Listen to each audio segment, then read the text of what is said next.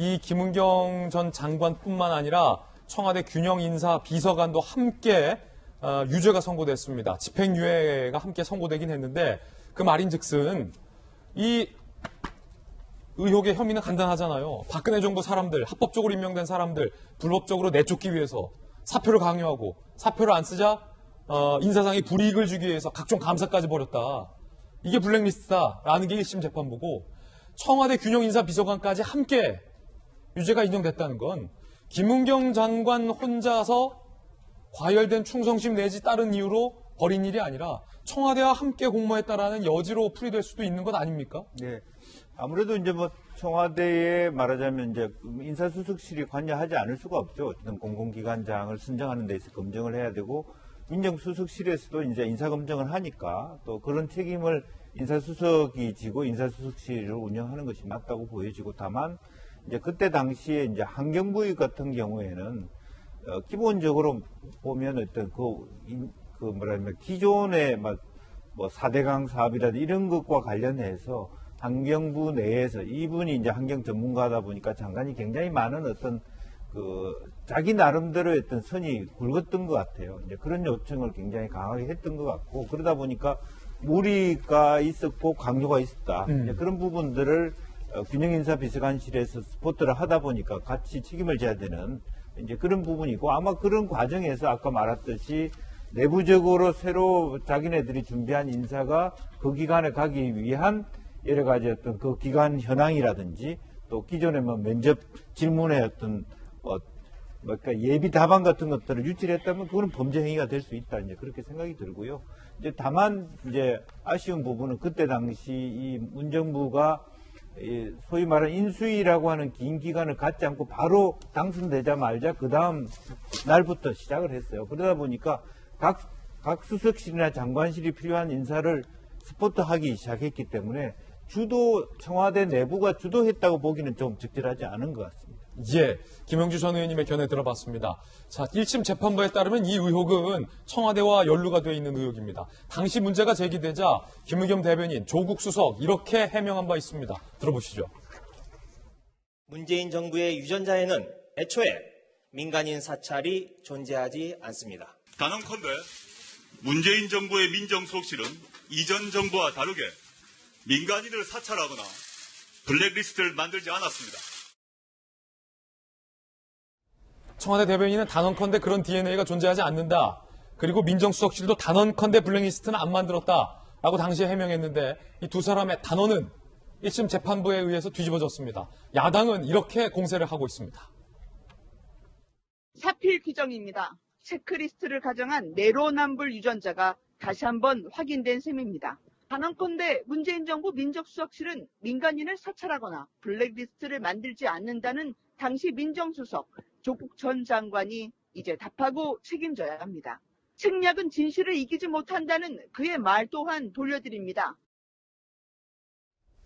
어제 재판부의 판결 내용 중에 균형인사 비서관에 대해서 유죄를 선고하면서 집행유예로 풀어주는 과정 가운데 청와대 비서관 차원에서 독단적으로 했을 리 없다라는 차원이 좀 참작이 된 것 같다라는 이야기도 나오는데 그 말인즉슨 청와대 비서관 윗선에 누군가가 있는 것 아니냐라는 야당의 조금 들었던 합리적인 의심이 제기되는 대목이잖아요. 앞서서 김의겸 대변인도 조국 전 장관도 단언을 했지만 지금 야당은 그 단언을 되돌려주고 있습니다. 단언컨대 사찰 DNA가 있었고 단언컨대 조국 민정수석실에서 블랙리스트를 만들거나 연루한 것 아니냐라고 야당은 지금 의혹 제기하고 있는데 청와대 출입했던 이 기자 보기엔 어때요? 지금 이 의심을 야당만 하고 있는 게 아니라는데 중요한 의미가 있는 것 같습니다. 재판부도 어제 판결문에 어떤 내용을 담냐면 어제가 김은경 전 장관에게 2년 6개월 이제 법정 구속을 하고 또 한 명의 이제 신미숙 전 대통령 균형인사 비서관에게 징역 1년 6개월, 집행유예 3년을 이제 선고를 하면서 비서관이란 지위에 비춰서 피고인이 단독으로 결정할 수 볼 수 없다 이렇게 판결문에 적시합니다. 이 얘기는 결국 다시 무슨 얘기냐면 비서관 차원에서 이것을 장관과 협의해서 단독으로 블랙리스트를 만들고 표적 감사를 하고 청와대에서 민의 인사를 집어넣었다? 그렇게 하기 힘들다. 결국은 그렇다 그러면 당시의 인사수석으로 귀결될 수밖에 없는 것 아니냐. 그렇게 하면 인사수석만에 연관된 것이 아니라 결국 청와대 차원에서 이 문제가 논의되지 않았겠느냐 이렇게 재판부도 의심하고 있는 거죠. 그리고 당시 이 문제를 처음 제기했던 게 바로 민정수석실 특감반에 있던 김태우 전 행정관이 제기한 건데 그렇다고 민정수석실에서 결국 이 블랙리스트를 만든 거 아니겠습니까? 그러니까 쉽게 해서 이 정부에서 바꿔야 할 공공기관장 리스트를 만든 건데 그렇다고 결국 민정수석실 자체가 이 문제에 관여했다 이렇게 볼 수밖에 없다는 게 이제 재판부를 포함한 합리적 의심이 아닌가 이렇게 생각이 들고 그런 점에서 당시에 검찰이 당연히 인사수석 이렇게 이제 수사를 확대하려고 했지만 사실 청와대가 협조하지 않음으로써 수사를 더 진행할 수 없었죠. 그런 점에서 글쎄요 이게 다시 만약에 다음 정권에서 또 수사가 이럴지 모르겠으나 결국은 계속 이 사건은 잠복해 있는 거죠. 이것이 과연 비서관 차원에서 비서관이 기획하고 비서관이 실행할 수 있는 그런 위치에 있느냐 이런 문제는 계속 제기될 수밖에 없기 때문에 청와대가 좀 더 책임 있는 해명이 필요하지 않나 싶고 전 조금 전에 김연아 비대위원이 이건 이전 정부의 적폐하고는 수준이 달라야 한다 이런 말씀하셨습니다. 저 굉장히 중요한 얘기를 생각하는데 이전에는 사실 관행뒤에 숨을 수 있었죠. 사실 그 전 정부도 그렇게 했었고 전 정부도 그렇게 해왔었던 거죠. 그런 점에서 관행뒤에 숨을 수 있었지만 그 관행을 적폐라고 수사했던 정부가 똑같이 관행뒤에 숨는다 그러면 굉장히 비겁하게 보이지 않을까 이런 생각이 듭니다. 예, 이 의혹에 대해서 갑자기 유전자 얘기까지 꺼내면서 결백을 주장했었던 청와대가 1심에서 유죄가 선고되자 뭐라고 입장을 냈을까요?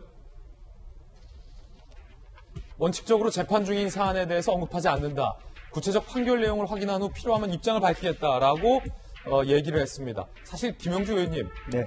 이게 사실은 원칙적인 선에서 청와대가 입장을 밝히지 않은 겁니다. 그런데 그때 당시 의혹에는 너무나도 적극적으로 그게 아니다라며 국민들이 확인할 수 없는 유전자까지 꺼내서 보여줬잖아요. DNA 발언까지 했잖아요. 그러다가 정작 청와대의 구체적인 설명이 필요한 이 시점 국민들에게 문재인 정부가 임명한 장관과 청와대 인사비서관이 1심에서 유죄받았잖아요. 그것도 다름이 아니라 대통령이 전면에서 전 정부를 비판했던 블랙리스트 혐의로 네. 청와대가 입장 내야 되는 거 아닙니까? 사실은 이제 그때 당시에 김은경 그 전 장관의 구속영장이 기각된 적이 있습니다. 이제 그렇기 때문에 그 과정에서 이 본인들이 강하게 말하자면 우리는 그렇지 않다라고 하는 또 실제적으로 보면 바로 직전에 그런 일이 있었기 때문에 그걸 말하자면 그와 같은 일을 되풀이한다라고 말하기 어려운 그런 입장인 것도 사실인 것 같습니다. 이제 그런 의미에서 지금 현재는 뭐 그야말로 유구무원이죠. 뭐 재판부의 판단 자체가 잘못했다고 말할 수는 없는 것이고 그렇다고 과거에 우리가 그렇게 얘기하는 것 자체도 그걸 뭐 또 자체적으로 그때는 우리가 잘못 판단했습니다. 얘기하기 어려운 부분이라서 애둘러서 그런 어떤 뭐 표현으로 가늠하는 것 같은데 어쨌든 지금이라도 그와 같은 일들이 있었다면 청와대가 반성하고 또 더 자세를 가다듬는 그런 것이 필요할 것 같습니다. 예, 물론 김은경 전 장관은 즉각 항소하겠다라는 뜻을 밝힌 바 있습니다. 그리고 아직 1심 재판부의 판결이다라는 점도 분명히 참조가 돼야 할 사안 같습니다. 그럼에도 불구하고 야당에서는 이 문제에 대한 청와대의 입장을 계속 요구하고 있던데 맞습니까? 저는 당연하다고 생각됩니다. 공공기관의 자리가 장관이 그 인사에 어느 정도 협의하고 참여할 수는 있지만 최종 임명권자는 대통령입니다. 그리고 저는 그 조국 장관이나 김의겸 대변인의 과거 영상을 보면서 다시 보니까 어떻게 저렇게 뻔뻔하게 천연덕스럽게 저런 멘트를 할 수 있었을까라는 생각에 다시금 한번 놀랍니다.